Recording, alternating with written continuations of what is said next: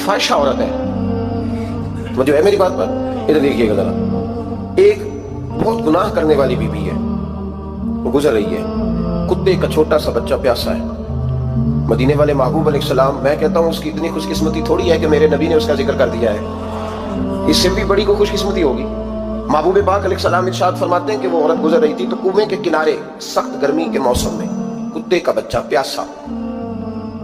لوگ یہاں بلا وجہ الجھ جاتے ہیں، کہتے ہیں ساری زندگی انسان گناہ کرے اور کتے کے بچے کو پانی پلائے تو بخشا جائے۔ او بھائی، مطلب یہ نہیں کہ وہ کتے کا بچہ تھا، مطلب یہ تھا کہ اس کے دل میں اللہ نے، اس کے سینے میں اللہ نے رحمت والا دل پیدا فرمایا تھا۔ اور انسان کی نہیں، ولکن ینظروا الی قلوبکم، رب جب دیکھتا ہے تو وہ دل دیکھتا ہے، تو اس کے سینے میں جو دل تھا وہ رحمت والا تھا، سخت گیر نہیں۔ کتے کا بچہ پیاسا، کنویں کے کنارے، گرمی بڑی سخت، گزرتے جاتے لوگ، اپنا بچہ اسی کے آگے، اور جس کو دکان پہ رکھا ہے اس کو کہا پیسے نہیں لینے، پکڑ سائیکل، لا سودا، جلدی جا، دھوپ ہے تو پھر کیا ہوا، تو نے میرے سے 8,500 پورا نہیں لینا، اپنا بچہ چھپا کے رکھا ہے۔ گزر رہی ہے، بچہ دیکھ لیا، کتے کا بچہ پیاسا، لکڑی کے جوتے اس خاتون نے پہنے تھے، اس نے اپنے دوپٹے کو پھاڑ کے 2 حصوں میں کیا،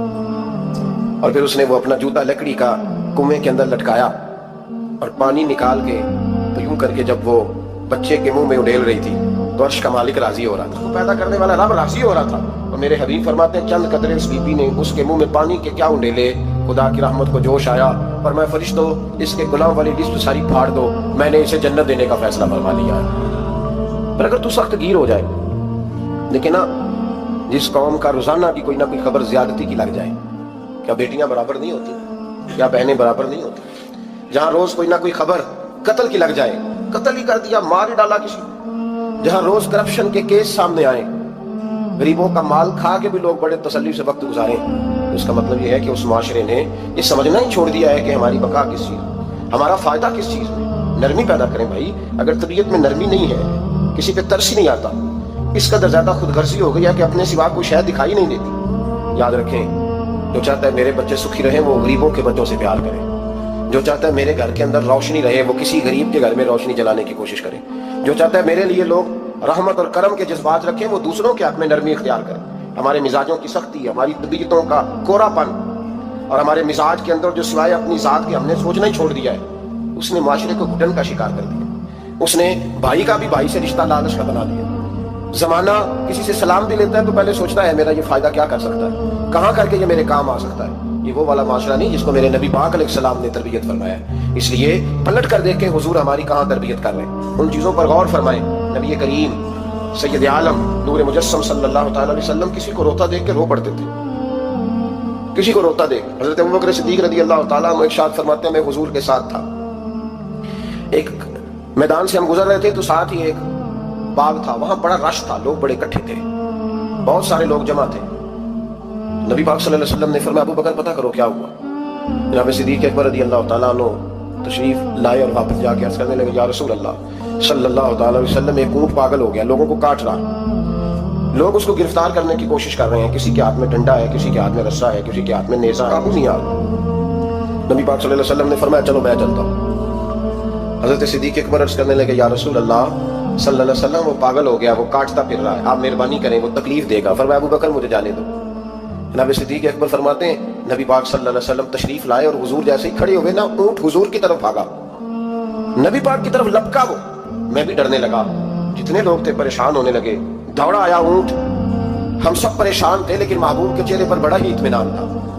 فرماتے ہیں اونٹ دوڑا آیا اور سیدھا آ کے اس نے حضور کے قدموں پہ سجدہ کیا، اور جناب صدیق اکبر فرماتے ہیں اس نے حضور کے کان میں کچھ کہا تو نبی پاک کی آنکھوں میں آنسو آ گئے۔ کس کے دکھ پر؟ او بھائی غور تو کرو، اس بات کو سمجھو تو صحیح، تو جیتے جاگتے ہنستے کھیلتے انسان کے دکھ پر پریشان نہیں ہوتا، تو مسلمان پڑوسی ساتھ رہنے والا، پلنے والا، بسنے والا، اس کی جوانی لڑک پن بڑھاپا تُو نے آنکھوں میں دیکھا، تجھے اس کے دکھ پر پریشانی نہیں ہوتی۔ ایک اونٹ کان میں بولا، اس کیفیت کو سمجھ تو صحیح یار، اس رنگ کو محسوس تو کرو مہربانی اہل زمین پر، خدا مہربان ہوگا عرش بری پر، کے کان میں کچھ کہا حضور رو پڑے۔ پھر محبوب نے فرمایا رسی لاؤ، مالک رسی لایا تو حضور نے اس کے ناک میں نکیل ڈالی، اس نے خاموشی سے ڈلوا دی، حضور نے اس کے ہاتھ میں دیا اور فرمایا تو کہتا ہے پاگل ہو گیا، وہ شکایت کر رہا ہے کہ حضور گرمی میں تپ جاتا ہوں پر پانی کا گھونٹ نہیں دیتا، یا رسول اللہ صلی اللہ علیہ وسلم یہ میری طاقت سے زیادہ مجھ پر بوجھ رکھتا ہے، محبوبہ میں تیرے سوا کس کو دکھ بتاؤں، کام زیادہ لیتا ہے چارہ کم ڈالتا ہے۔ او بھائی میرے محبوب پاک सैयद आलम सल्लल्लाहु अलैहि वसल्लम ने हमें जो मिजाज अता फरमाया वो तो इस तरह का है कि जानवर को भी दुख हो तो महबूब पाक को तकलीफ होती है। सहाबा फरमाते हैं कि दो आदमी घोड़े पे बैठे थे, और करना मेरी बात पर, दो आदमी घोड़े पे बैठे, उधर से आ रहा है किधर से जा रहा है, रस्ते में मुलाकात होगी तो घोड़ों पे बैठे आपस में बातें कर रहे हैं, शुरू नहीं कर देते गुफ्तगू लोग। हमारे जमाने में तो कोई बंदा थोड़ा तगड़ा हो, वो कार पे आ रहा हो, जैसे कि दूसरा चौधरी कार पे आ जाए तो सारी सड़क भी ब्लॉक हो जाए तो कहते हैं कोई आग बुझानी से जाके, तो नहीं पता दो चौधरी खलोते हैं, इंतजार करो, ठहर जाओ, मैं नहीं पता कि हम सेठ साहब हैं, कल तो कार नहीं खरीदी यार, तुम क्या तो रास्ता दे दो, ये कैसे हो सकता है। और मैंने बड़े बड़े अजीब लोग आंखों से देखे, बड़े अजीब लोग शीशा खोल के गाड़ी का कहेंगे ठहर जा, कोई जल्दी है भाई, तू इशारा यहाँ पे खड़ा है और तुझे रास्ता खोलना तेरी जिम्मेदारी का हिस्सा है, लेकिन वो कहता है कि 4 फुट में आप चढ़ी है तो तू कैसे कहता है कि रास्ता। ये जो खूबसूरत मिजाज कौमें होती है उनका ये रवैया नहीं होता कि जहां तबीयत चाहे, जहां जिस तरह उसका दिल चाहे वो करे।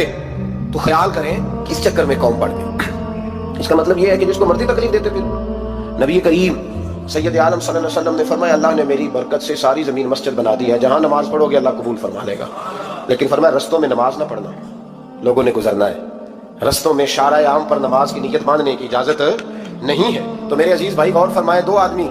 एक उधर से घोड़ा लेके आ रहा है, किधर से जा रहा है, दोनों जा रहे थे आपस में ना, दोनों ने बातचीत शुरू से नबी पाक सल्लल्लाहु अलैहि वसल्लम गुजरे तो सरकार रुके, उन दोनों को फरमाया नीचे उतरो भाई घोड़ों से, उतर आए।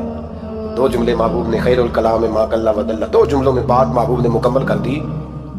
फरमाया जानवरों को सवारियां बनाया करो, कुर्सियां ना बनाया करो, सवारियां बनाया करो इन्हें, कुर्सियां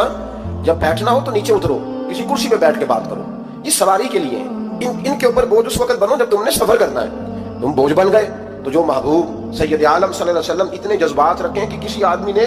जानवर को खड़ा करके सिर्फ सवारी कर ली, महबूब तो उसे मना फरमाए। और यहाँ हम जीते जागते लोगों का रास्ता रोकें,